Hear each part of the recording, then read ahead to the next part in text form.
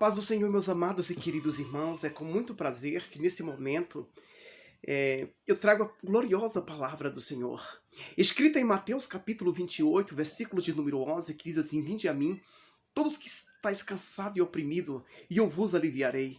Tomai sobre vós o meu jugo e aprendei de mim, que eu sou manso e humilde de coração, e encontrarei descanso para vossas almas, porque o meu jugo é suave e meu fardo é leve.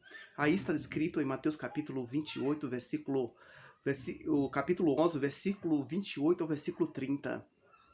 Nós vemos aí que o Senhor Jesus Cristo, ele faz uma chamada para os seus discípulos no começo ali do Evangelho, no capítulo de número 4.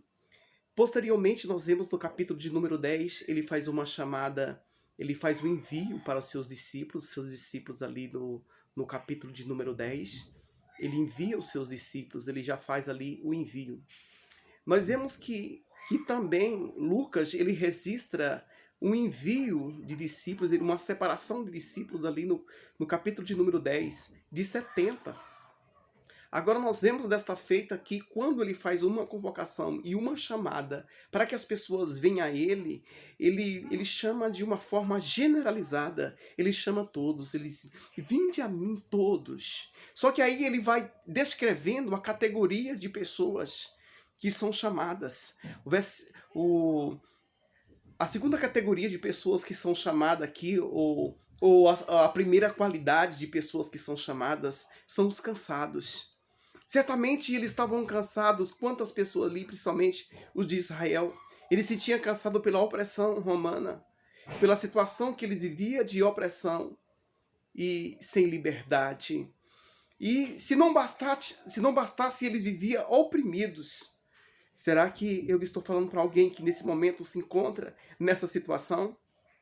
Só que é interessante que, se nós retrocedermos o texto, nós vamos ver que o Senhor Jesus, ele lança em rosto ali 3 cidades impenitentes, que é Corazim, né, onde ele operou grandes prodígios e maravilhas, Betsaidas e Cafarnaum. Ele lança em rosto essa cidade. Nós vemos que, embora essas pessoas elas precisavam de uma libertação, eles precisavam de ser livres de uma opressão, mesmo assim eles não compreendiam, eles não entendiam. Só que agora eles tendem uma mensagem para um grupo que certamente compreendia e entendia que estava vivendo naquela situação. Coisa gloriosa quando nós temos consciência da situação que nós estamos passando. Coisa tremenda quando nós compreendemos o nosso estado.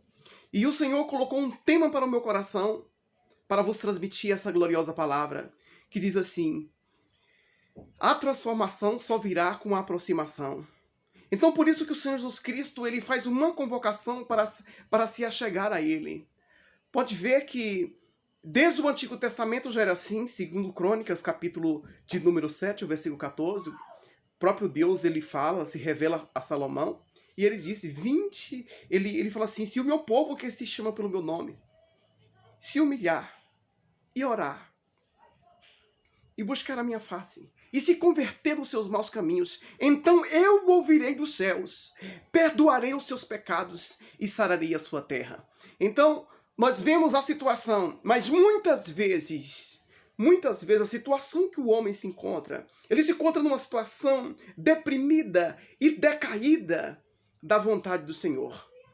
E a aproximação de Deus faz-nos compreender a realidade. Nós vemos no capítulo de número 3, o versículo de número 10, que quando Deus chama Adão, ele chama Adão e pergunta aonde ele está. Adão revela a sua situação, a sua situação de medo, a sua situação crítica. Ele se encontra despido, ele não tem a ousadia para se aproximar do seu Criador.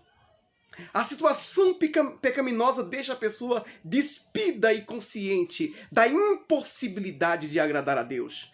Por isso que muitas vezes as pessoas estão fugindo, assim como Adão, fugindo do seu compromisso, fugindo da realidade, fugindo da sua responsabilidade, fugindo do seu lugar, da sua posição em Deus, que o homem se encontra. Deus, ele visita aquele jardim E o homem não está ali no lugar aonde ele deveria estar. E o Senhor, ele faz uma convocação. O Senhor, ele faz um apelo, assim como ele encarnado, o próprio Deus encarnado, no capítulo de número 11, versículo 28, ele faz uma convocação, ele manda chamar. Mas nós vemos que o homem distante de Deus, o homem fugindo de Deus, ele coloca alguns obstáculos para a aproximação.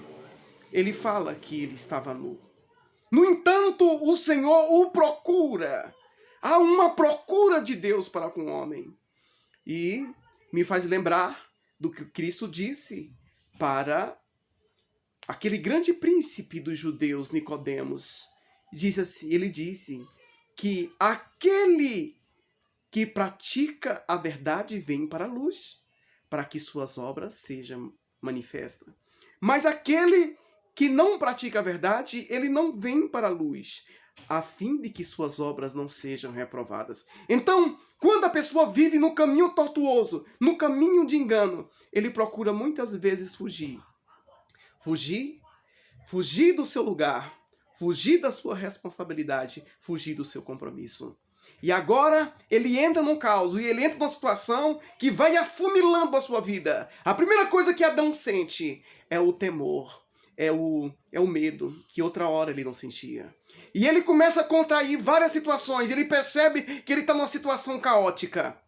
Mas feliz o homem que percebe o seu estado. Me faz lembrar de Pedro, que quando o Senhor faz aquela pesca maravilhosa no capítulo de número 5, versículo de número 8 de Lucas, ele diz assim: Senhor, afasta-te de mim, porque eu sou homem pecador. Então, é interessante que nós entendemos nossa situação pecaminosa, mas que nós possamos estar dispostos a mudar. Que nós possamos ter um reflexo do que nós somos. Porque a aproximação de Deus mostra a nossa situação que nós estamos diante dele. Assim como a aproximação da sua palavra é o espelho para nossas vidas, nós começamos a entender a nossa situação. Como Isaías, me faz lembrar do profeta Isaías, no capítulo de número 6, o versículo de número 5, ele falou assim: eu estou perdido, porque eu sou um homem de lábios impuros. Habito no meio de um povo de impuros lábios, e os meus olhos viram o Rei, o Senhor dos Exércitos. Ele falou assim: eu estou perecendo. Ele achava que estava morrendo. Mas o Senhor, ele faz um apelo para os nossos corações. Meus amados irmãos, meus amados ouvintes, meus amados amigos, não existe transformação sem aproximação. É tempo de buscar o Senhor. É tempo de se aproximar de Deus. E o Senhor, ele não faz distinção. Olha, ele não te deixa de canto. Ele não te deixa de lado. Mas ele reconhece, ele deseja que as pessoas reconhecem o senhorio dele, o poder transformador, o poder regenerador, o poder abençoador dele. É tanto que o Senhor, indignado com as pessoas que rejeitaram, ou triste com as pessoas que rejeitaram, porque não resta outra coisa a não ser juízo para aquelas pessoas que rejeitam a mensagem de Deus. Nós vemos que o Senhor, ele, pelo outro lado, ele se alegra, porque existia muitas pessoas que corriam para ele, como ovelhas que não tinham pastor, as pessoas que entendiam que era pobre de espírito, que eles precisavam ser fortalecidos, que precisavam correr rapidamente para Deus. Ele vê ali as pessoas, aleluia, naquele desespero, e aí ele agradece, e ele diz assim: graças te dou, Senhor dos céus e da terra, que ocultaste essas coisas aos sábios e aos instruídos, e revelaste aos pequeninos. Sim, ó Pai, porque assim te aprouve. Aí ele faz a conclamação, ele disse: vinde a mim todos que estão cansados e oprimidos, e eu vos aliviarei. Você se encontra numa situação de opressão? Você se encontra numa situação cansada? Ou você está relutando, ainda insistindo contra a vontade de Deus? Paulo, ele era um que relutava contra a vontade de Deus. Paulo, ele era um que ele vivia, relutando contra a vontade do Senhor. Ele não sabia até o momento que ele cai por terra. Glória a Jesus. E ele ouviu uma voz que dizia: Saulo, Saulo, por que me persegue?